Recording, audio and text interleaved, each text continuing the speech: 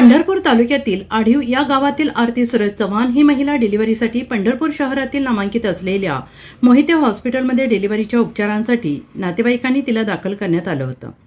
Delivery होऊन महिलेला मुलगा झाला, पण डॉक्टरांनी पेशंट आरती चव्हाण यांना रक्ताची कमतरता असल्याचं सांगण्यात आलं।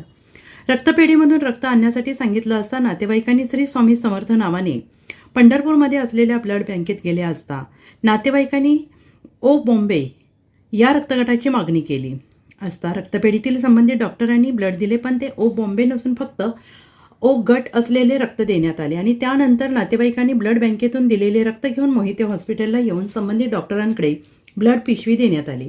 डॉक्टरांनी देखील तो रक्तगट चेक न करता आरती चव्हाण या पेशंटला रक्तपुरवठा करण्यात आला। यावेळी काही मिनिटांनी त्या महिलेला वेदना सुरू झाल्याचं दिसून आलं।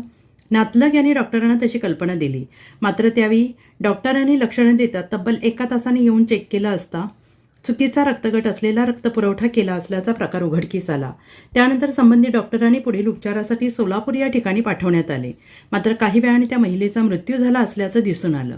महिलेच्या डिलिव्हरीच्या वेळी झालेला नवजात अपत्य मूल हे नवजीवन हॉस्पिटलमध्ये उपचार सुरू आहेत आणि ही घटना सोलापूरसह पंढरपूर तालुक्यात वाऱ्यासारखी पसरली।